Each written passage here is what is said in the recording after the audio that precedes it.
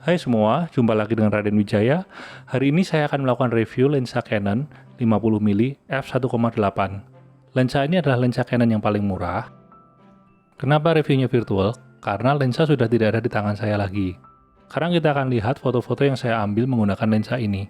Foto-foto tersebut, jika tidak disebutkan, berarti diambil secara langsung dari kamera dan tanpa editing. Contohnya foto di samping saya ini, sudah saya edit white balance-nya, jadi warnanya lebih biru, lebih intens. Aslinya tidak seintens itu karena memang warna airnya tidak seperti itu. Lensa ini didesain sebagai lensa portrait dan melakukan tugasnya dengan sangat baik.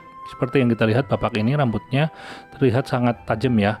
Walaupun sebenarnya lensa ini di kamera APS-C agak overshot, yaitu focal length-nya agak terlalu panjang, tapi menurut saya sih masih oke ya. Percaya nggak sih, ini foto diambil setelah sunset, dan wajah bapak ini masih kelihatan terang kan. Selain itu juga background blur-nya juga kelihatan wow, creamy banget. Padahal itu di background-nya sebenarnya cukup ramai, jadi bukan aspal yang mulus atau bukan pavement yang mulus, tapi cukup lumayan ramai. Untuk fotografi indoor, lensa ini sebenarnya agak terlalu panjang, sehingga kita bisa lihat foto bapak ini cukup ketat cropping-nya. Tapi selama kita masih bisa mundur beberapa langkah, ini masih nggak masalah. Dan kita bisa lihat tempat peleburan kaca ini cukup gelap, sehingga cahaya dari kaca yang masih panas pun juga terlihat merah menyala, dan ini bisa ditangkap dengan jelas. Di situ kita bisa lihat bahwa kontras dari lensa ini sebenarnya cukup bagus. Saya juga pernah gunakan lensa ini untuk memfoto penari Bali ya. Penari itu bergerak dengan cukup lincah. Itu bisa dilihat dari gerakan tangannya yang cukup cepat ya. Saya udah gunakan kecepatan shutter seper 125 detik dan tangannya juga masih cukup blur ya. Kita bisa lihat di foto di sini ya.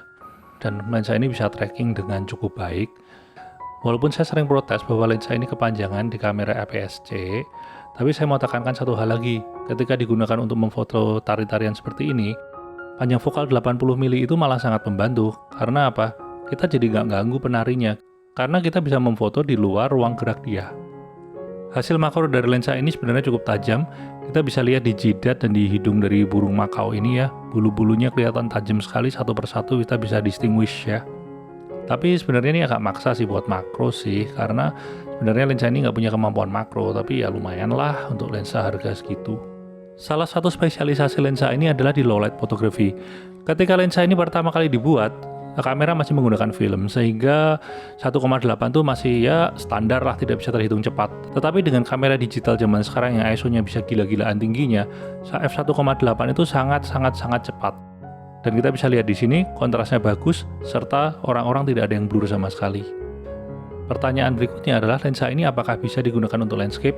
Sebenarnya agak maksa sih, tetapi kalau objek kita cukup jauh ya, ini bisa melakukan landscape dengan sangat bagus karena tajamnya luar biasa lensa ini. Selain itu kita juga bisa lihat bahwa kontrasnya juga terlihat sangat tajam ya. Bagaimana untuk foto panoramik?